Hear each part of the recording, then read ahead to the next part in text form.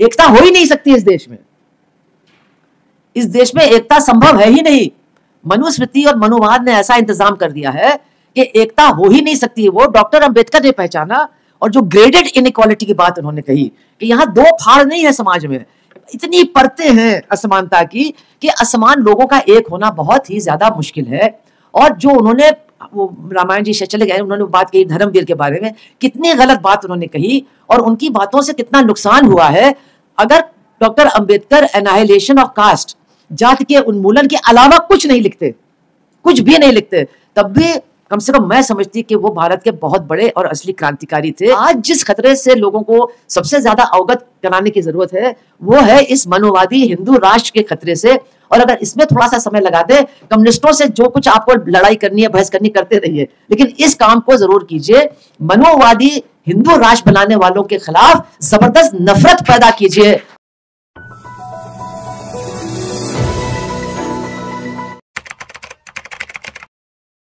ये मनुवाद जैसा कोई शोषण को हमेशा हमेशा के लिए जिंदा रखने का कोई विचारधारा दुनिया में इसके टक्कर का शायद उत्पन्न नहीं हुआ है। इसलिए इसको और इसकी गहराई को समझना बहुत जरूरी है। मैं कानपुर की रहने वाली हूँ। कानपुर में एक सड़क है जिसको कहते हैं लाटूश रोड, किसी अंग्रेज पे रखा गया था। और यहाँ पर क्योंकि ऐसा नहीं है कि डॉक्टर अंबेडकर के जीवन काल में सारे दलित, या जो दलित तो बात ही नहीं थी, अछूत आंदोलन जो था उसके सारे नेता डॉक्टर अंबेडकर को अपना नेता नहीं मानते थे उस जमाने में। लेकिन कानपुर में एक खटिक व्यापारी थे बाल के, वो उन्होंने पैसा भी कमा लिया था, वो डॉक्टर अंबेडकर के बहुत अनुयायी थे। डॉक्टर अंबेडकर श्रम मंत्री थे वाइसराय के काउंसिल में, उस हैसियत से वो सन 46 में कानपुर आए और उन्होंने लेबर कॉलोनीज वगैरह सबका टूर किया। बहुत अच्छे कुछ उन्होंने नियम भी कायम करवाए। लेकिन उन्होंने कहा कि शाम को उन्होंने दो महत्वपूर्ण काम किए कानपुर में। मेरे ख्याल से जो दलित महिलाओं का एक अर्ली पब्लिक मीटिंग थी, महाराष्ट्र में शायद एक आध हुई थी, लेकिन इसके पहले और कहीं नहीं हुई थी, वो कानपुर में उसी दिन हुआ सन 46 में जब डॉक्टर अंबेडकर आए। और उसके बाद शाम को उन्होंने कहा कि मैं चाहता हूं कि सारी जो दलित उपजातियां हैं उनका सहभोज हो, एक साथ सबको पंगत में बिठा करके हम लोग सब मिल करके खाना खाएंगे। तो वो तो हो गया। आज भी उस इलाके में उन्हीं लोगों के वंशज रहते हैं जिन्होंने उस सहभोज में शिरकत की थी। हालांकि उस सहभोज की बात कोई नहीं करता है कानपुर में। अजीब बात है, डॉक्टर अंबेडकर के साथ बैठ करके खाना खाया, लेकिन वो उनके लिए महत्वपूर्ण नहीं है।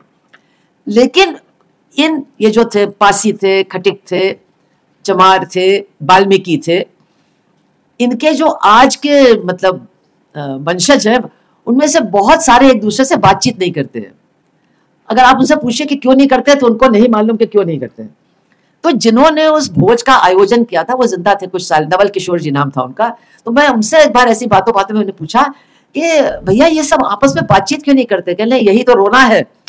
इनके पुरखे उस भोज में आए थे, उनका दूसरे दिन से झगड़ा चल गया कि नवल किशोर की ऐसी की तैसी, उसने हमको उनके पीछे बिठाया, उन्होंने उसको मेरे आगे बिठाया, और बिल्कुल ख्याल ही नहीं रखा कि मतलब मेरा दर्जा क्या है और उसका दर्जा क्या है। देखिए, मैं वो बात नहीं कह रही हूँ जो अक्सर लोग कहते हैं भाई इनमें भी तो एकता नहीं, वो बात नहीं है।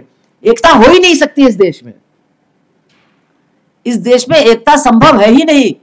मनुस्मृति और मनुवाद ने ऐसा इंतजाम कर दिया है कि एकता हो ही नहीं सकती। वो डॉक्टर अंबेडकर ने पहचाना, और जो ग्रेडेड इनइक्वालिटी की बात उन्होंने कही कि यहाँ दो फाड़ नहीं है समाज में, इतनी परतें हैं असमानता की कि असमान लोगों का एक होना बहुत ही ज्यादा मुश्किल है।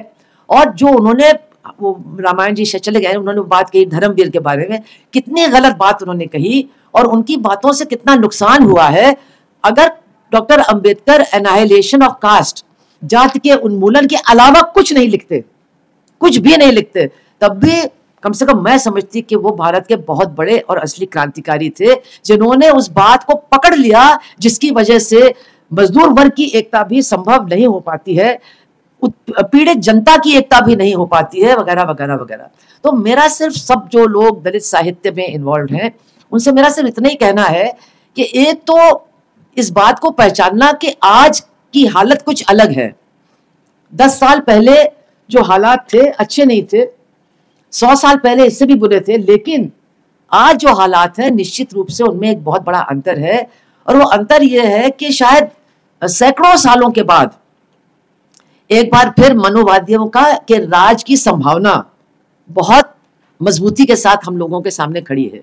ये संभावना सैकड़ों सालों से नहीं थी, लेकिन अब ये एक असलियत बन गई है, और इसके खिलाफ लड़ना, आप कह रहे हो भाई कम्युनिस्ट ऐसा नहीं करते, वो नहीं करते, भाई ठीक है भैया, जितनी हमको गाली देनी है दे लो, हमको उससे कोई फर्क नहीं पड़ रहा, लेकिन इन मनुवादियों के खिलाफ तो बोलो, इनके बारे में तो समझो। ये जब तक नहीं होगा, एक घृणा नहीं पैदा होगी आज के शासकों के खिलाफ, और खासतौर से उन लोगों के अंदर जिनकी पीड़ा सबसे अधिक है। मैं कहती हूं कि बात सही है कि इस सरकार की तरफ से जो मुसलमानों के ऊपर हमले हो रहे हैं वो तो दिखाई दे रहे हैं। कल ईद भी वो चाहते कि कोई न मनाए, वो उनके हमले बिल्कुल स्पष्ट हैं, साफ दिखाई दे रहे हैं, लेकिन उन हमलों के पीछे उनका एक बहुत बड़ा मकसद है, और वो ये है कि उनके ऊपर हमला करके हिंदू समाज को एक करना। तो मैं जो कहना चाहती हूँ कि इस हिंदू समाज के एक होने से सबसे ज्यादा नुकसान किसका होने वाला है? जो लोग, जो माफ कीजिएगा, जो लोग ललाहित है कि उनको बराबर का हिंदू माना जाए और कभी माने नहीं जाएंगे, उनको ही इस तथाकथित हिंदू एकता से सबसे ज्यादा नुकसान होने वाला है। और अगर जो टी.एस. एलियट ने एक बात कही थी, poets are the antenna of the race, तो जो दलित समाज के बुद्धिजीवी हैं, उनके कवि हैं, उनके लेखक हैं, जो सबसे ज्यादा उनके बीच के संवेदनशील लोग हैं, अगर वो इस सच्चाई को नहीं समझेंगे कि इस हिंदू राष्ट्र में, इस हिंदू राष्ट्र का दरअसल मतलब क्या है, ये हिंदू राष्ट्र हिंदुस्तान में जो माइनॉरिटीज है, रिलीजियस माइनॉरिटीज, उनके स्थितियों को मुझे नहीं लगता है उसमें बहुत ज्यादा अंतर लाने वाले हैं।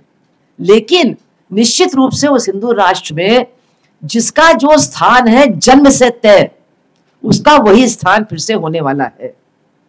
उससे फिर पता नहीं कितने साल लग जाएंगे उस स्थान से, मतलब पता नहीं कभी निकल भी पाएंगे कि नहीं, लेकिन बहुत बहुत साल लगेंगे फिर उस कठोर विभाजित समाज में जिस खाने के अंदर डाल दिए गए हैं उससे निकलने में बहुत समय लगेगा।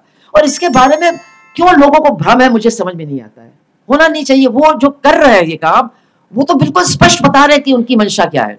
माइनॉरिटीज के बारे में छोड़ दीजिए, जब कोई धर्म परिवर्तन यानी घर वापसी होती है, यानी जो मुसलमान बन गया वो किसी भी कारण से फिर से कहता मैं अपने घर आ रहा हूँ, हिंदू बन रहा हूँ, जब वो पूछता है कि भैया मेरे घर में तुमको हमको कमरा कौन सा दोगे, तो उसको साफ साफ बता दिया जाता है कि जिस कमरे को छोड़ के तुम भागे थे उसी कमरे में या दरबे में तुमको फिर से बंद किया जाएगा। ये वो कह रहे हैं और हमको बुरा नहीं लग रहा है, इसको वो ऐलान कर रहे हैं और हमको बुरा नहीं लग रहा है। तो मेरे ख्याल से बहुत, मैंने कुछ किताबें भी हमारे साथियों ने मुझे गिफ्ट की, उसमें दलितों की पीड़ा, जातिवाद से उनको किस तरह से परेशान किया, वो सारी बातें हैं। निश्चित रूप से बहुत ही आज भी मार्मिक हैं, आज भी हमको सताने वाली हैं। लेकिन आज जिस खतरे से लोगों को सबसे ज्यादा अवगत कराने की जरूरत है वो है इस मनोवादी हिंदू राष्ट्र के खतरे से। और अगर इसमें थोड़ा सा समय लगा दे, कम्युनिस्टों से जो कुछ आपको लड़ाई करनी है, बहस करनी, करते रहिए, लेकिन इस काम को जरूर कीजिए।